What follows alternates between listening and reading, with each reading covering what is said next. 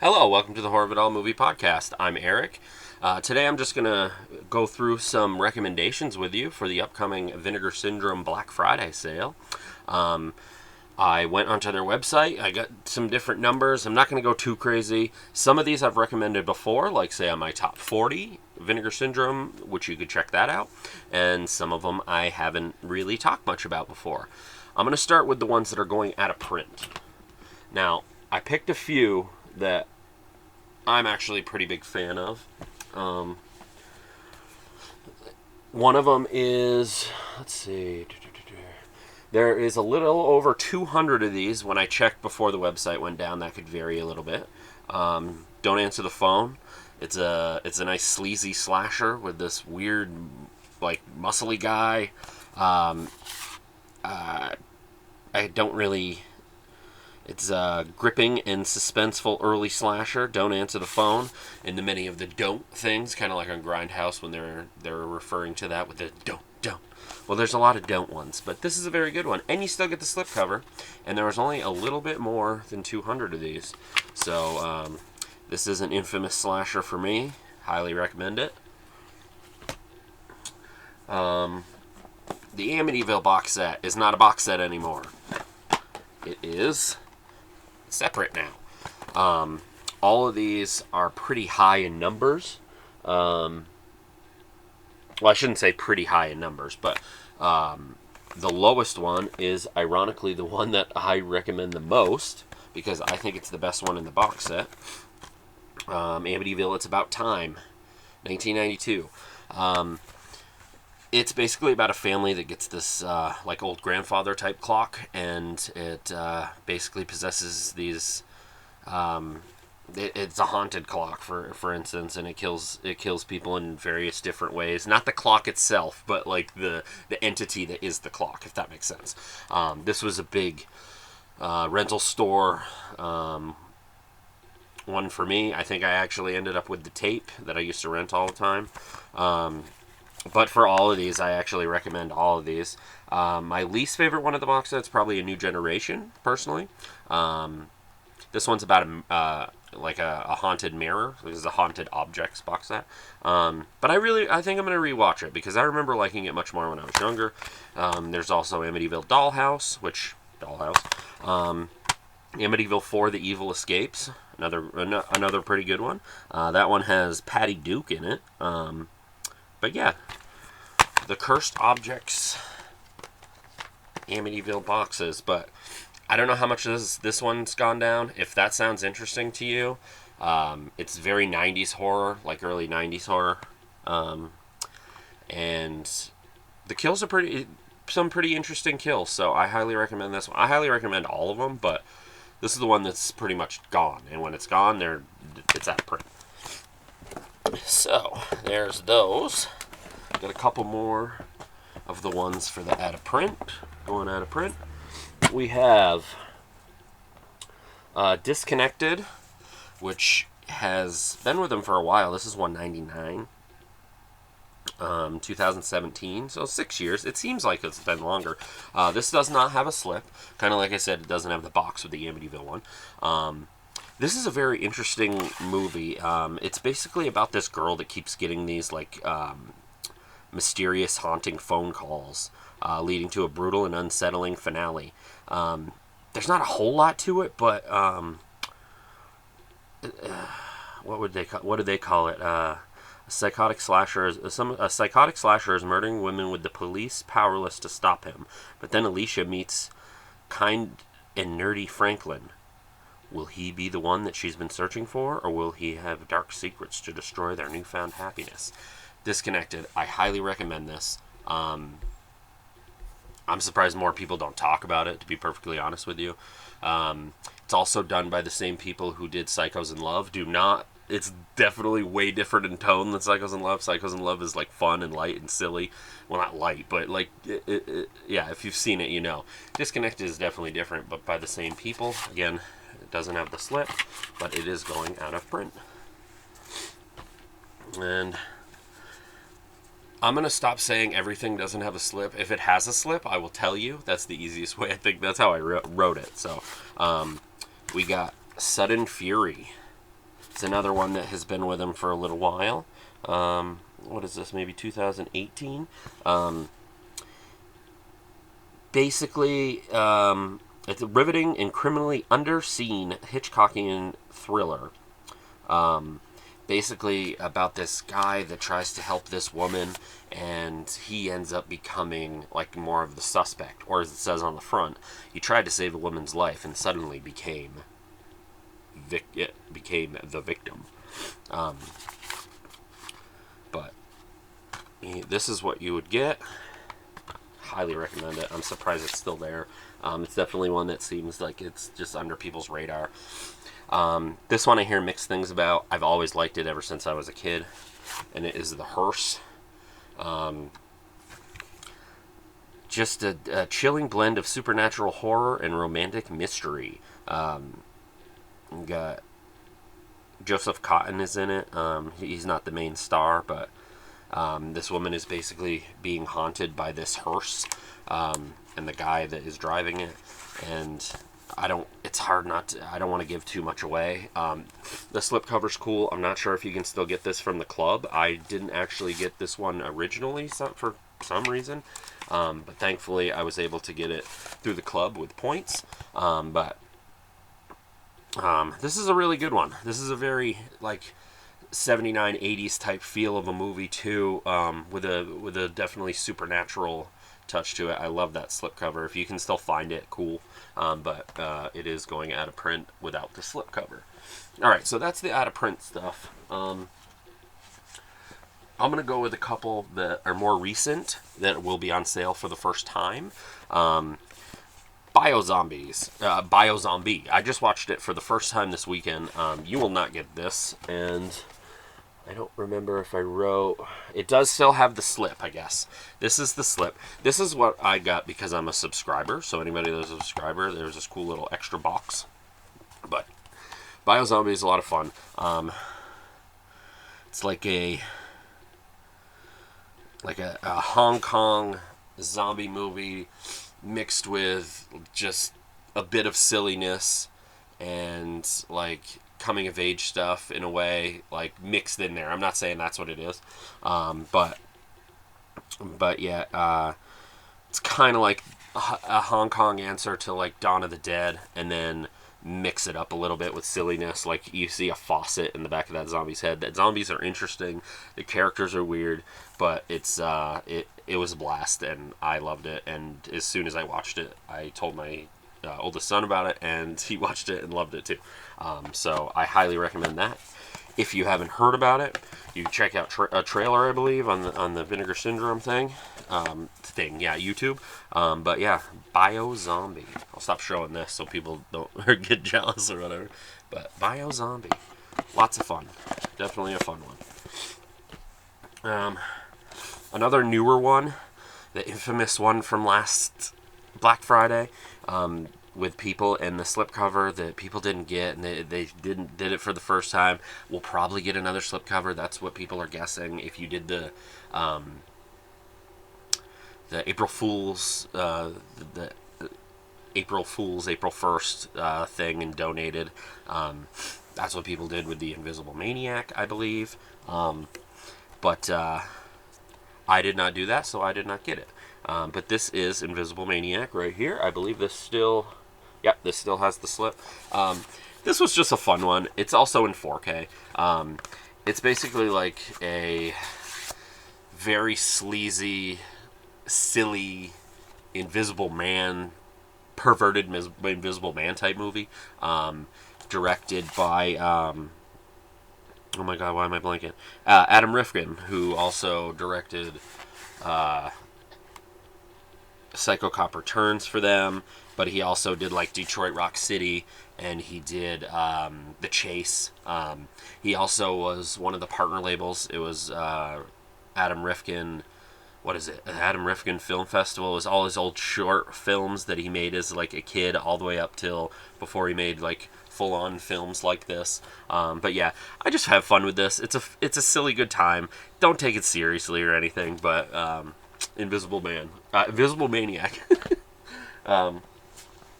Alright, let's get into some that some people do to also talk about. I don't think. Let's see. No, I don't think this was going out of print, but for some reason I felt like it was. Maybe it's because the slipcover finally sold out. Probably the longest slipcover to ever not sell out. I get it to a degree. That was the slipcover, but don't let that fool you. That's a much better cover, I think. But it's hard to say. How do you? I guess the catchphrase on here: 5 victims. Cannot stop him. Cannot escape the slashing fury. The sound of terror. It's basically, I don't know how to do it. These people are stranded, and they end up cutting one of the guy's arms off, and then they get rescued, and essentially, revenge is taken. That's about as much as I can say. I don't. Hopefully, I didn't give too much away. I apologize. There's a psycho loose with an axe. His trademark, the severed arm. Still no. It just finally sold out the slip, but it's still worth buying, especially because even if it doesn't have a slip, it's going to be really cheap. But the severed arm. It's early 70s, 1973. So there's that. All right. And a couple of them that I've recommended before. This, again, I believe... I keep trying not to say it, but this is what you get. This is one of their super older releases. Number 17, Night Train to Terror. I also have the vinyl that was put out. I saw this back when you'd get those budget packs, and there'd be like 20, 50, whatever movies on it. Terrible quality, but that's how I saw a lot of movies that were hard to see. And Night Train to Terror is one of those. It's an anthology. It's a silly one. At times, it has a song running through it that might get you stuck in your head. Also, God and the devil are going back and forth to see who wins each one when the person in the story and that. But I've always had a blast with Night Train to Terror, and I'm so glad that they had put it out on Blu-ray way back when, towards the beginning of their stuff. Vinegar Syndrome. Rock band gives their final performance on a hellbound trip into the outer reaches of horror. Night Train to Terror. Love it.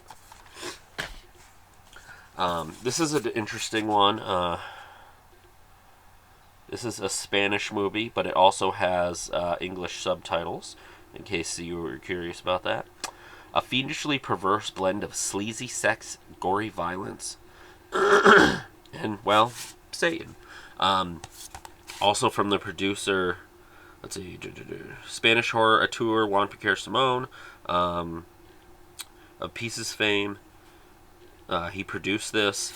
There's not a whole lot I can say about this, but basically it's after a chance encounter with a mysterious couple.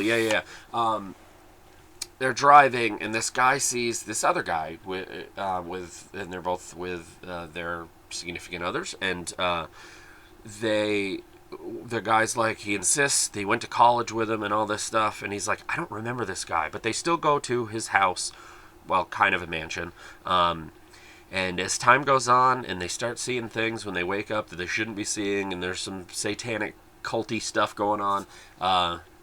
I love this movie, Satan's Blood. Definitely check it out. Let's see. But this is what you'd get. That's the reverse art. And then the regular art is very similar to the slipcase, but it's not as zoomed in. Satan's Blood. Pretty good movie, I think. Another classic from Vinegar Syndrome's line, Pledge Night. I've talked about it before. It's basically about, it's like half pledge college movie, then it turns into like this demon that comes back that something went wrong with his pledge or whatever. That guy in the flashback is played by Joey Belladonna, who is the singer of Anthrax now and was in the 80s between with John Bush. That's neither here nor there, but a truly one-of-a-kind blending of post-Animal House TNA sex comedy and a gore-filled supernatural slasher. Pledge Night. Highly recommend it. So fucking fun. All right. Then I'm going to go with one that was released sort of recent.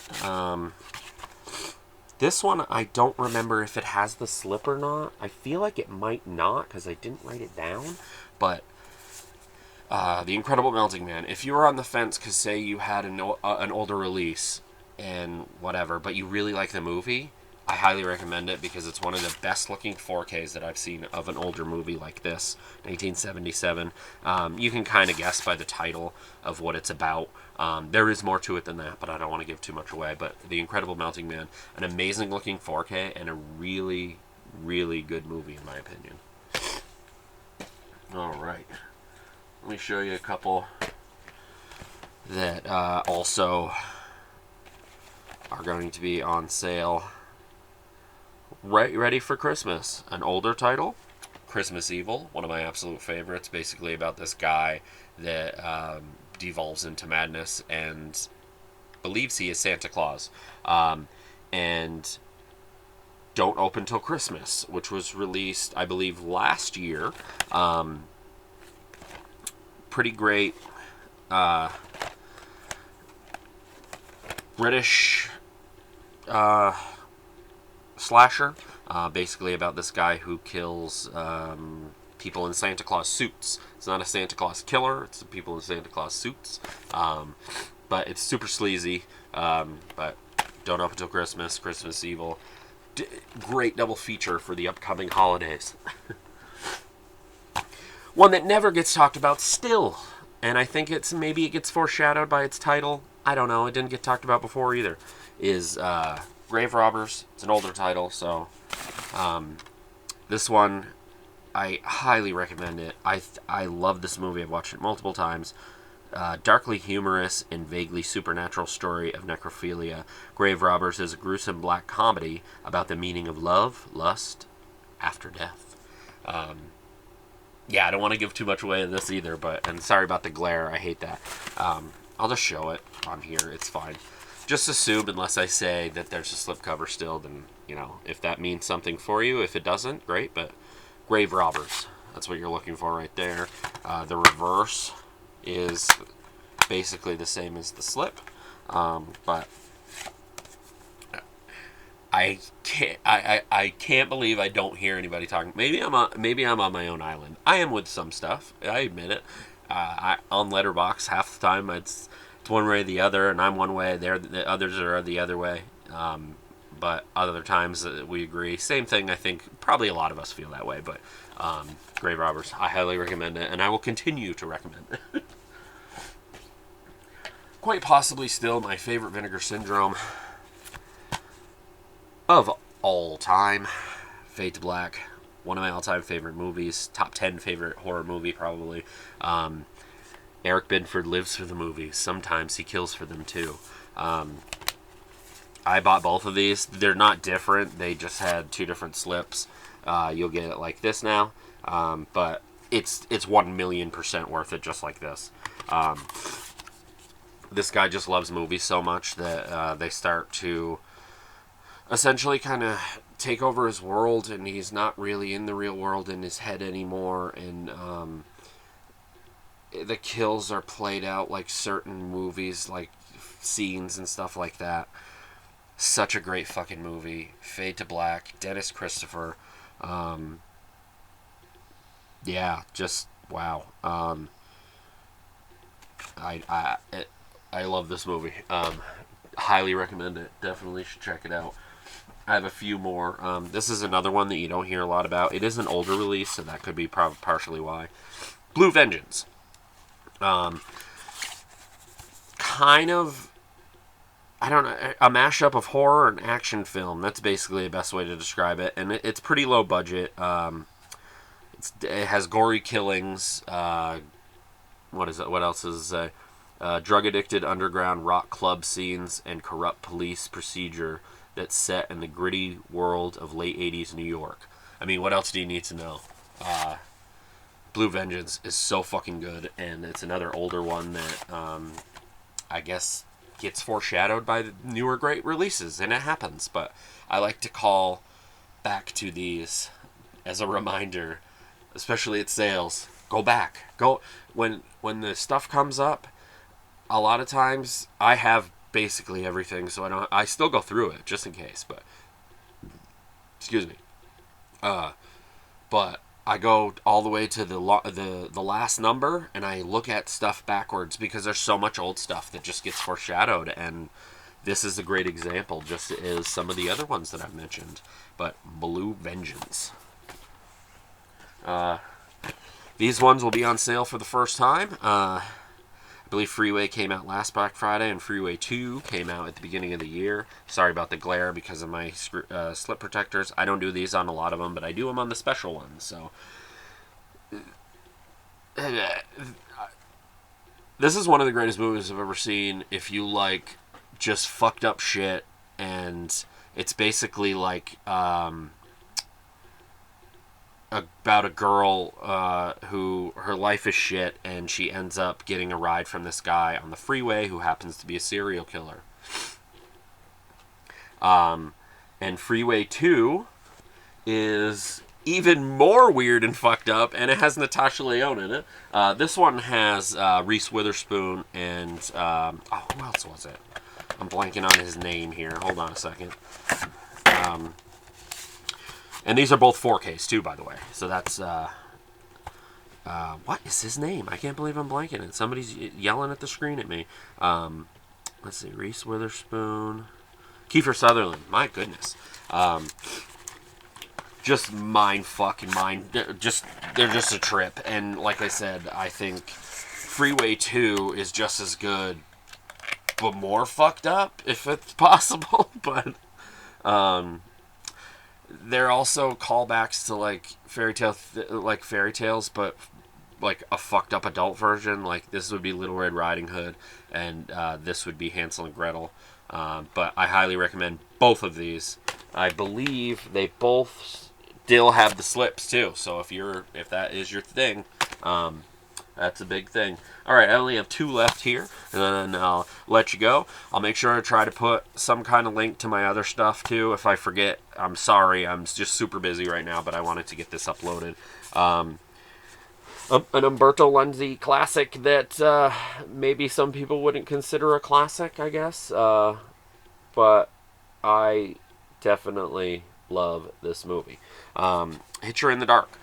It seemed to be a mixed bag for some people, but I love Umberto Lenzi, and I really like this movie. It's Italian. It's creepy. It's like a serial killer movie. Hitcher in the Dark. I believe this still has the slip as well. And then one that I haven't watched in a while, but I always seem to recommend, one of the true gems of Canadian horror cinema, Deadline, is an unflinchingly grim, twisted, and cynically comedic study of a man's slow descent into madness. I always saw this as a kid on VHS. I actually never watched it. I saw it at the video store. Vinegar Syndrome put it out. Deadline, 1,000,000% highly recommend this one too. So yeah, those are my recommendations. But yeah, so I hope everybody has fun at the sale. I know I will. I usually do. Definitely check out the Severin sale too. I'm a huge Severin huge Severin guy too. They're my second favorite label. I really want to try to get a Severin video up before the sale, but I don't know if I'm going to have time to.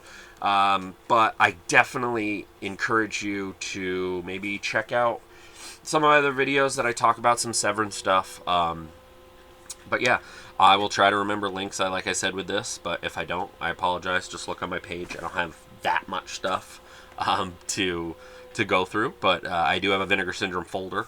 So yeah, check out. I hope I helped anybody with some recommendations. Anybody that's new, anybody that's seasoned, that still doesn't have a lot of stuff. But I feel like I'm one of those guys that you can ask that about, because I have most of their stuff and I've been with them pretty much the whole time. But yeah, so I guess that's it. This has been the Horror of It All movie podcast. I'm Eric. Until next time,